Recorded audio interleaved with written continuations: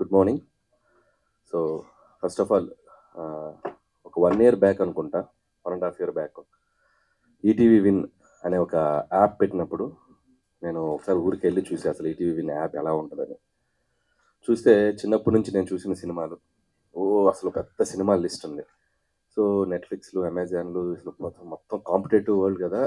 అసలు వీళ్ళు ETV win యాప్ని ఎలా ముందుకు డ్రైవ్ చేస్తారు అనుకునే 1.5 year గ్యాప్లోనే టోటల్గా అసలు మార్కెట్లో ఈటీవీ విన్ అనేది తనకంటూ ఒక డిఫరెంట్ ఇమేజ్ క్రియేట్ చేసుకుంది.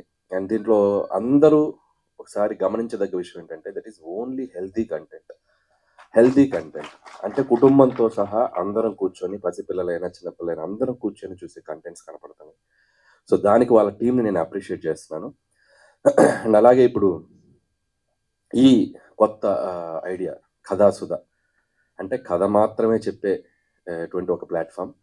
అంతేకాకుండా ఎంతోమంది యంగ్స్టర్స్కి, కొత్త వాళ్ళని ఇండస్ట్రీకి పరిచయం చేసుకోవడానికి, వాళ్ళలో ఉన్న ఒక టాలెంట్ని ఒక వెండి తెరకి పరిచయం చేయడానికి అందరికీ ఉపయోగపడేటువంటి ఒక మంచి ఆలోచన ఇది. అండ్ దీంట్లో ఒక గొప్ప విషయం ఏంటంటే సాధారణంగా ఈ బుల్లి తెర నుంచి మనం వెండి తెరకి వెళ్తుంటాం. ఎంతోమంది ఇక్కడ ఏదో మనం చూపించి యూట్యూబ్లోనో షార్ట్ ఫిల్మ్స్లో చూపించి ఒక బిగ్ స్క్రీన్కి రావాలని చాలామందికి ఒక డ్రీమ్ ఉంటుంది.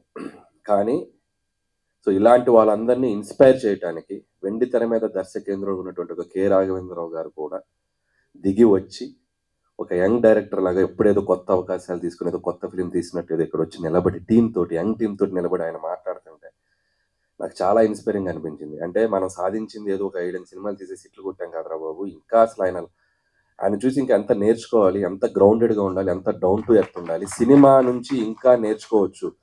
అంటే ఒక సినిమా హిట్ రాగానే నాకు అంతా తెలిసిపోవటం కాదు, సినిమా అనేది ఎవ్రీడే ఒక లెసన్ మనకు కొత్తగా పరిచయం అవుతూ ఉంటుంది. యంగ్స్టర్తో పోటీ పడాలి, ఇంకా నేను ఏదో ప్రూవ్ చేసుకోవాలని చెప్పి ఆయన తప్పనికి నిజంగా హ్యాట్స్ ఆఫ్ గురువు గారు, హ్యాట్స్ ఆఫ్. అండ్ అలాగే ఇందాక రాఘవేంద్ర గారితో నేను కింద కూర్చున్నప్పుడు ఒక మాట అన్నాను, 20 నిమిషాల్లో కథ చెప్పొచ్చు అని. మన మచ్చరావు గారు అన్నట్టు నిజంగా కథ 20 నిమిషాలే ఉంటుంది. సో జనరల్గా ఒక సేయింగ్ ఉంది, కథని ఒక లైన్లో చెప్పగలిగితే, కథని ఒక వాక్యంలో చెప్పగలిగితే, అది అర్థమైతే ఆ సినిమా పెద్ద హిట్.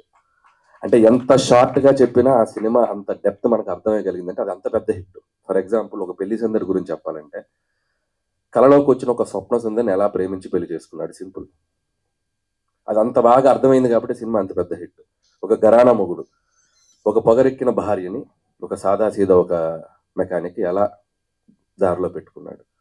ఒక జగదేగుడు అతిలో సుందరు, దైవశక్తితో పాటు మానవ శక్తి కూడా అంతే ఈక్వల్ అన్నది చెప్పి, అట్లా ప్రతి కథని ఎంత సింప్లిఫైడ్గా మనం చెబితే అర్థం అవుతుందో అది అంత గొప్ప కథ అవుతుంది, అంత పెద్ద హిట్ అవుతుంది. ఎందుకంటే కింద ఉన్న కామన్ మ్యాన్ కూడా అర్థమయ్యేంత ఈజీగా ఉండాలి కథ. ఎప్పుడు దాని చుట్టూ మనం ఎంత హడావిడి చేస్తాం, ఎంత స్క్రీన్ ప్లే చేస్తాం, ఎంత మేకింగ్ హడావిడి చేస్తాం అనేది తర్వాత సెకండరీ థింగ్. సో అలా ఒక 20 నిమిషాల్లో ఒక బ్యూటిఫుల్గా ఇంతమంది కొత్త వాళ్ళు, ఆర్టిస్టులు, టెక్నీషియన్స్, వాళ్ళందరినీ ఎంకరేజ్ చేయడానికి వచ్చి ఎక్స్పీరియన్స్ డైరెక్టర్స్, మా గురుగారు లాంటి వాళ్ళు, అండ్ సతీష్ వేగ్నేష్ గారు, అలాగే యంగ్ ఆర్టిస్టులు, వీళ్ళందరితో పాటు భరణి గారు లాంటి ఒక లెజెండరీ యాక్టర్స్, వీళ్ళందరూ కూడా ముందుకు వచ్చి ఈ ప్లాట్ఫామ్ని ఎంకరేజ్ చేయడానికి వస్తున్నారు. అండ్ బాలాదిత్య, అండ్ తను ఎన్నో ఏళ్ళ నుంచి ఉన్నారు ఇండస్ట్రీలో, తను ఇలా మన సోనియా సింగ్, ఇంకా అప్కమింగ్ ఆర్టిస్టులు అందరూ.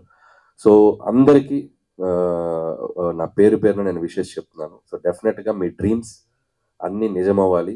అండ్ ఈ ప్లాట్ఫామ్ నుంచి మళ్ళీ మీరు ఇంకో 10 మంది డైరెక్టర్ ఇన్స్పైర్ అయ్యే స్థాయికి ఎదగాలి, మీరు వెండి తెరకి రావాలి, మీరు మంచి సినిమాలు తీయాలని నేను అందరికీ నా విషెస్ చెప్తున్నాను. అండ్ వన్స్ అగైన్ ఈరోజు ఈ ప్రోగ్రామ్ నన్ను పిలిచినందుకు గురువు గారికి thank you so much. And రేపు మళ్ళీ మార్నింగ్ కలుస్తున్నాం మనం. Thank you.